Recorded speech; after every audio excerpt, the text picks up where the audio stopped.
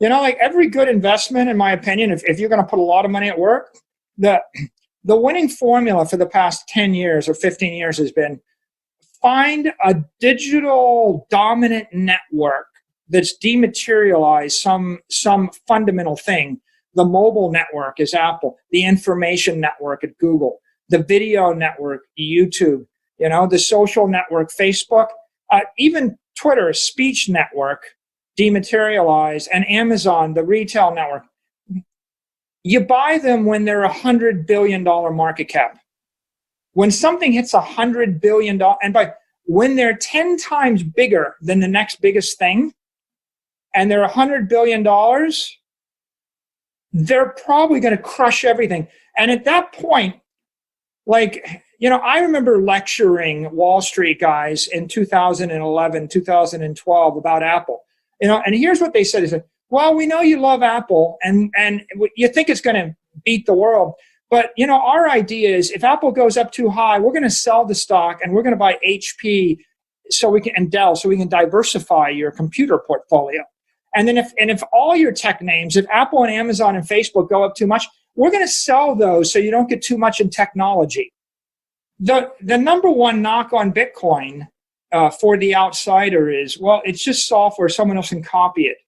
And I think Bitcoiners, they don't do themselves justice here. I mean, sometimes I think the exchanges and some of the others, they over promote the fact that there's 237 different crypto pairs you can trade, right? And I've done that. It's like that. It's that long tail where all of a sudden there's one thing, and I want to have a list of 47 things. But what's an epiphany? The epiphany is when you're a young CEO and you're like, I'm going to put a salesperson in every single state in America. There's 50 states, 50 salespeople. There's an epiphany when you go to New York City and you realize that half of all the money in the country is in one city. And then you realize that maybe you're being captured by orthodoxy. So in this entire crypto area, it's great to have all the innovation, and it's good to experiment with this and that and DeFi, and maybe that'll work, and maybe that'll work, and maybe that'll work. But to the outsider, you look at it and you're like, well, what if everybody moves their money off of Bitcoin to Ether or to whatever or to Yo-Yo Coin, and they stop, and then someone puts this language. 8 pages of language in front of you. What happens if there's a hard fork or a soft fork? You know how debilitating, anxiety-inducing that would be to get to deliver 8 pages of legal disclaimers on hard fork, soft fork risk. Like, you mean like my crypto can float away? And they get all anxiety ridden. So you got to get beyond that. Okay, and it's easy to get beyond that. The easy way to get beyond it is to say, look, this is a proof of work crypto network designed to be a store of value. And the only thing we're going to do is maintain a constant store of value as a digital gold. And we're going to expend huge amounts of energy to protect that network and upgrade that network. And you can take your $500 million out of the bank and put it on our network. And everybody in the community is going to spend every iota of their energy to make sure no one F's with that network. And here's the thing that really just kicks you over the edge, though. It's just when you go to real Bitcoin dominance and you look at Bitcoin and then Bitcoin Cash and then the next one, you realize, okay, Bitcoin is 92% of everything. And the next competitor is 2%. And then the next competitor is 1.5%. Okay? The number one knock on Bitcoin is, well, maybe it's the MySpace, the Facebook. It's like, absolutely not. If you know anything about MySpace, you realize that MySpace was never worth more than $1 billion. Okay? MySpace was 200 times smaller than Bitcoin is right now. It was never that case, right? There's never an example of $100 billion monster digital network that was vanquished once it got to that dominant position. So all you got to do is see that chart, and then you think about the dynamic and the network effect, and you're like, this is already won, right? It's won. It's been tested, and by the way, the hard forks I think are a big advantage. the fact that Bitcoin went through it, and we saw what happened, and we saw that the community would defend Bitcoin, that's what gives a person like me confidence to invest hundreds of millions of dollars in Bitcoin. I don't want to hear that you've got a new idea and you're upset over transaction fees and you would like to implement smart contracts, so you got to change everything. I don't want to hear that. I want to hear that you're going to defend the network to the death against someone that's going to break it or compromise it in any way, shape, or form. It's in thousands or tens of thousands or 100,000 plus small transactions, day and night, minute by minute, over the course of many, many, many days. So it's not like we're going in. I'll sit and I'll watch this happening, and I've got a great team, a great team that I've worked with, and some excellent professionals. They are brilliant geniuses at what they do, but let me tell you, they've got great technology too, right? It's like, and you got to have the right technology, you got to have the right team, and then you have to be very patient, like very, very patient.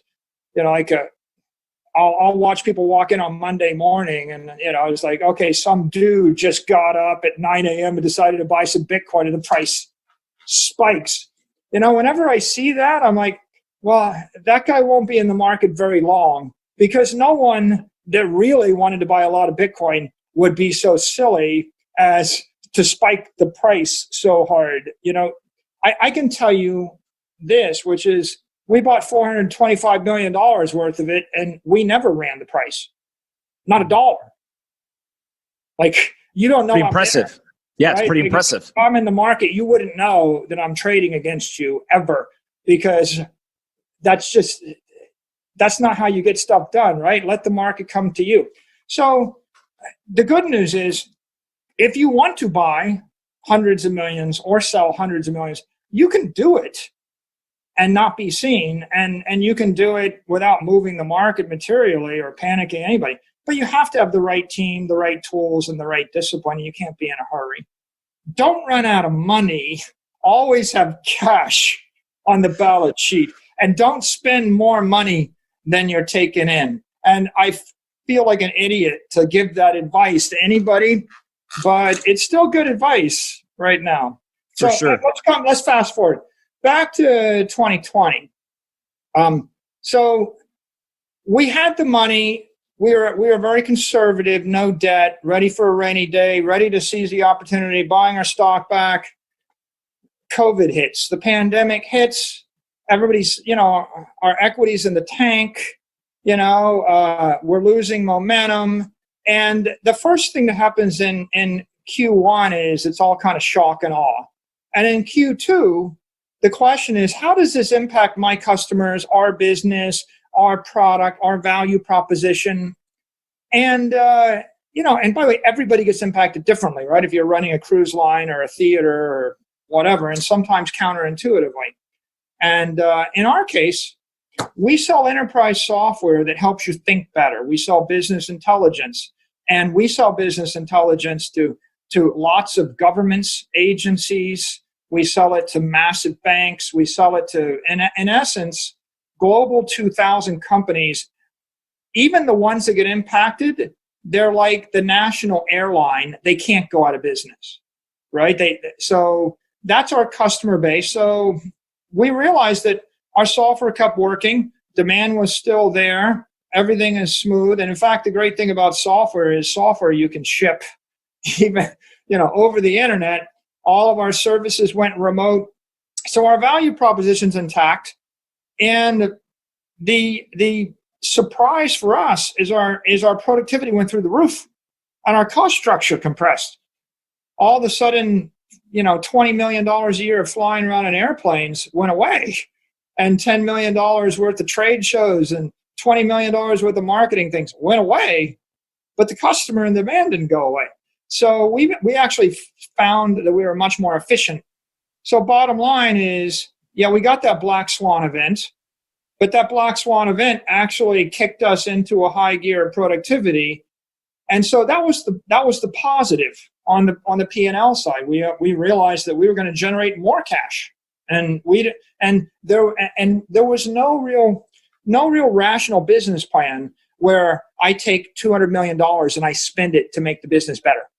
I can burn it to make but I can't spend it to make the business better.